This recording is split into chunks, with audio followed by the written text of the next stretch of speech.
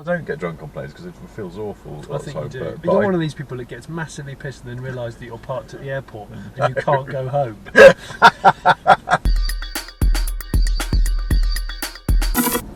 So, yeah. Was this at Christmas? Yeah, we went to the US for Christmas. We are on the way home. The kids went to sleep on the plane. Yes. You know, coming back from Los Angeles to London, it's a 10-hour flight, 10.5-hour flight. The kids went to sleep, lovely, decent quiet. I thought, I'm not feeling sleepy at the moment. I will have another glass of wine, because I had a glass of wine with my meal, and I thought I'll have another one. So I went to the galley, as I think they call it. They do, I think, yes. And asked the nice cabin crew guy if I could have another glass of wine, but he was there talking to another random passenger who was just hanging out in the galley, sort of like Alan Partridge in a petrol station. Just bored, yeah. Yeah. So while the guy was getting me another glass of wine, I started talking to this other passenger, and somehow really quickly we established that we live really close to each other. Like, he lives just up the road from me, basically. So this is an immediate sort of bonding thing, and from there we just carried on talking. He was a very interesting bloke, and I finished my glass of wine. I didn't really feel like another one, but I thought I'm quite enjoying just hanging out here and standing up for a bit. And so I asked the nice cabin crew guy if I could have a whiskey. I noticed they've got some whiskey, and he went, yeah, no problem. So he gave me a large whiskey. American serving? Yeah, it was a bit of a free pour, yeah, so he's kind of... Yeah.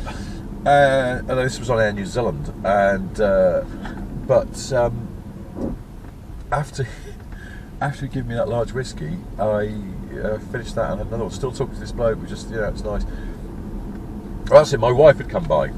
She'd left the kids sleeping, she'd walked up the cabin to come and see where I was, and I said, I'm just hanging out here having a drink, and she went, oh right, are you going to have another drink? And I was like, oh well, actually I've got to drive at dinner. And she went, don't worry about it, if you want, I'll drive when we get back, so you don't have to think about it. Wow, well now that is... See, unfortunately that was all the encouragement I needed to order another large whiskey, yeah, and then I think another one. I had quite a lot to drink, and I can't remember the last time I was quite pissed on a plane, but I was definitely quite pissed on a plane.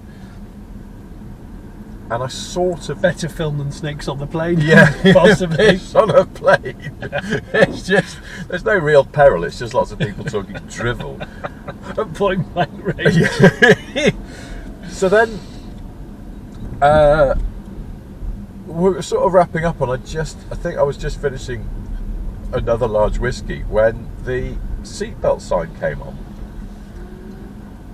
We've been talking for hours now. And was it hours, or was it like 20 do you know what? That's the thing. minutes? I have no concept, except I know the flight went really quickly for me, but that might have been because of the heavy drinking and chatting. Yes. So I went back to the seat. Yeah. Sat down, and it wasn't long before landing, and I just nodded off. But I had gone back to the seat.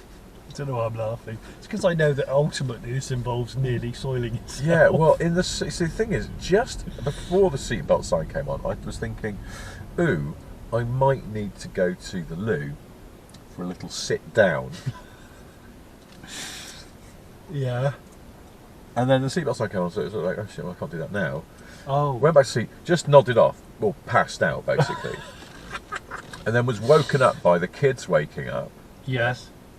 And I sort of came to with a start and realised that I was basically about to shit myself. And the seatbelt sign's wrong. Thankfully, it had been turned off. Well, so you nearly shot yourself in your sleep. Basically, yes, because I was So so drunk. You must have been so pissed. Well, yeah. And then, just to compound the embarrassment, I was still pissed when I woke up.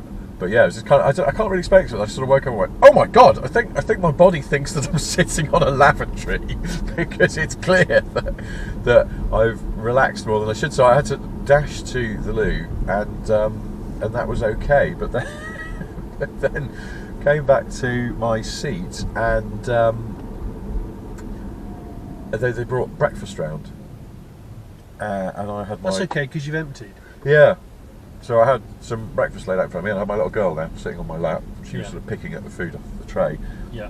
and I fell asleep again. Oh, you were so hammered. I just fell asleep, and my wife had to wake me up. She's like, I don't know how you've achieved sleep when you've got a wiggling child sitting on your lap. But she was quite happy, and you know, she was safe. She was kind of contained within the seat and the tray and stuff like that. But yeah. So yes, to sum up, I got properly wankered on the flight. I can't do avionic drinking. No. There's just no way. Although, but I've flown New Zealand Airways before, and I've been told by a motoring journalist with a bit of a thirst that they are a good one to fly with if you've got an interest in booze.